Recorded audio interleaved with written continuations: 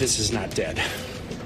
This is not dead. Today, we're ringing the bell on round one of the fight. We'll come back for round two and round three. In the fight for voting rights, this vote was the starting gun, not the finish line. So if you want to hear how it's not dead, you're not alone tonight. Back with us are A.B. Stoddard and Michael Steele. A.B., if you come on one night a week, I quote you on the other four, so I hope you get your residual checks for all 5 nights. I have been quoting you for so long. You called what happened today a mile away. The Democrats have no game over 50. So what do you do? And do you trash the bill, put it in the trash, rewrite, start over, and present the full Senate with something fresh? I do think that Joe Biden, as quiet as he's been, is well aware of these negotiations with Joe Manchin.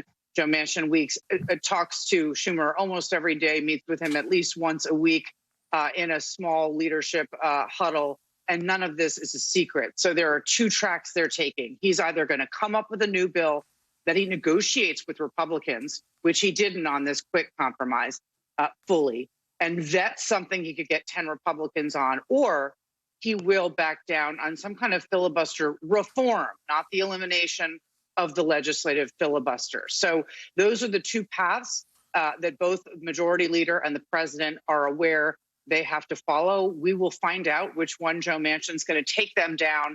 He might want to drag Republicans on the record first, but I think those are the 2 options that they have left.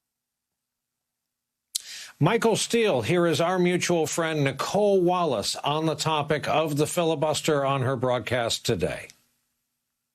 The idea that there's political peril in doing away with it, I think, is faulty. The other thing that I hear more and more on TV, and I hear a whole lot off TV, is that there's political peril in leaving it in place. I think there's real political peril in all this failure to deliver in 2 years. So I think they're choosing between bad and worse. And I think today the worse is leaving the filibuster in place. Michael Steele, how is she wrong? Do you agree?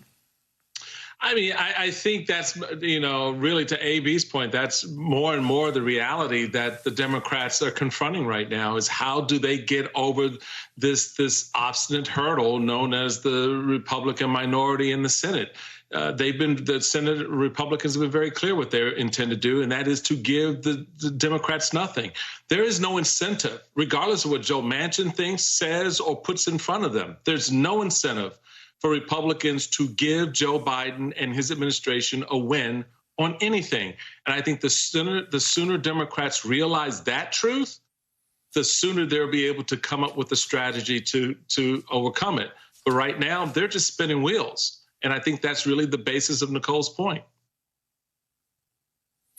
Michael, I've got about 20 seconds left. What about a Democratic tour to at least blue dots in red states? Go right at them, media markets, TV, newspaper, TV ads, and appeal to people in red states represented by red senators. 5 months too late, but okay, do it.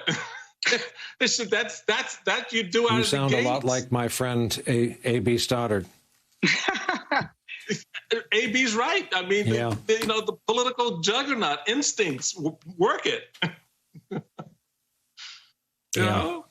Thank you both. What a day we've just witnessed, but we wanted to have you both on. A.B. Stoddard, Michael Steele, our guest tonight, with our thanks.